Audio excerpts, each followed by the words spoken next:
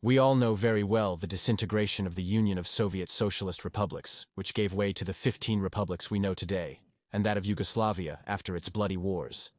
What is not very well known is the third country that dissolved after the end of the Cold War, one that managed to reach second place in the World Cup twice.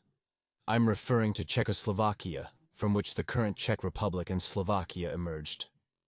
How and why did it dissolve? Are you interested? Go ahead, then stay until the end of the video.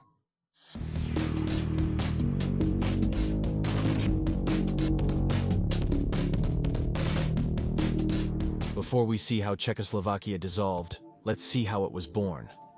It turns out that the country appears after the First World War, only in 1918 as a successor state of the disintegrated Austro-Hungarian Empire. As its name indicates, this state was composed of two parts, the Cisleithania, the Austrian part, and the Transleithania, the Hungarian part.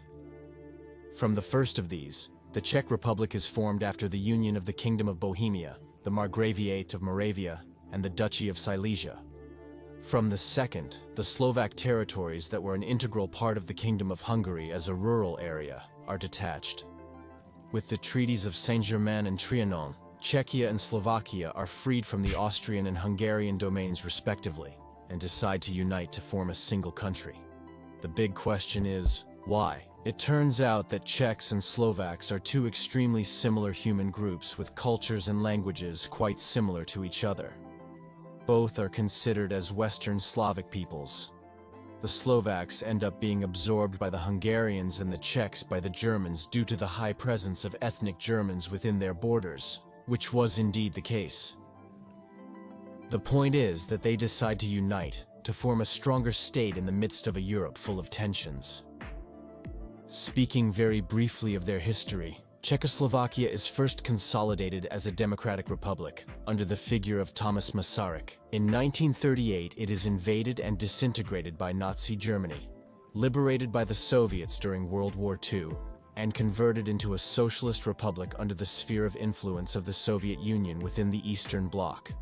Price of this, give up the Subcarpathian routine. There were certain attempts to liberalize the country through the Prague Spring, which is why Czechoslovakia was invaded by the Warsaw Pact, led by the Union of Soviet Socialist Republics. The country then falls again under an authoritarian and single-party socialist regime, but which had a federal character. That is, the borders between the current Czech Republic and Slovakia are thus consolidated. At this point, we focus on the 1980s.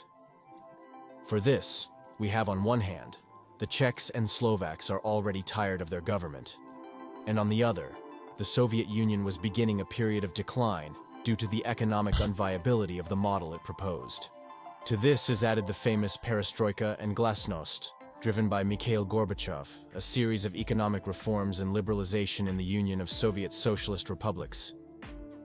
These ideas took hold in the rest of the Eastern Bloc countries, and Czechoslovakia was no exception. And although Gorbachev himself visited Prague in 1987 to promote these ideas, the then leader of the Czechoslovak Communist Party, Miloš Jakeš, promised to maintain Marxist orthodoxy. 2 years later, signs of the decay of communism in the Eastern Bloc are still visible, such as the free elections in Poland and the fall of the Berlin Wall. This last fact led to massive protests led by Václav Havel in the streets of Czechoslovakia 8 days later, seeking the resignation of the government. Thus begins the Velvet Revolution, a peaceful demonstration that lasts for almost 6 weeks, but was carried out by different leaderships in Czechia and Slovakia. A characteristic element of this social movement was the sound of keys, which represented both the opening of doors to the free market and a way of telling the communists goodbye, it's time to go home. Without receiving any support from the declining Soviet Union, and not feeling capable of using the armed forces to stop the protests, the Communist Party accepts the resignation, and Czechoslovakia becomes a federal, democratic, and parliamentary republic led by Havel. That is, the country remained united even after the fall of communism until the beginning of 1993. However, the ideas that Czechs and Slovaks should each go their own way were already beginning. After all, the threats that made them unite no longer existed, and both were seeking cultural vindication, having been separated for so many centuries.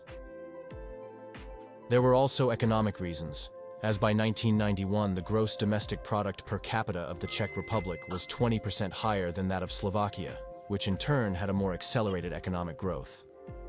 And although according to certain surveys it was already known that a high percentage of Czechs and Slovaks supported the separation, in the end, the fate of both peoples was decided by politicians without a referendum. The Czech and Slovak leaders, Havel and Vladimir Mečiar respectively, then begin negotiations for the peaceful separation of both countries. In July 1992, the Declaration of Independence of the Slovak Republic is promulgated, which becomes effective from January 1993, thus giving birth to the two current countries in what was known as the Velvet Divorce. And although many sectors were against the dissolution, there were no massive protests that could lead to violence, and each country took its course. Many believe that today the relations between Czechs and Slovaks are better than ever, as they are two brotherly peoples who prefer to have their own separate states. Although there were initiatives like Czechoslovakia 2018, 100 years after the birth of the country, it is very unlikely that these two countries can reunite. After all, they are already together in the European Union and North Atlantic Treaty Organization, so there seems to be no reason to revive the country that housed them for almost a century. So Czechoslovakia is fondly remembered by both countries, but without leaving the pages of their history book. Do you think the decision to separate was the right one? Don't forget to leave your comment and subscribe to the channel. Also, I leave in the description my social networks, and in case you want to see the new videos in preview and have a greater interaction with me. Your donations on Patreon, Illuminated.net, or channel members are welcome. See you next time.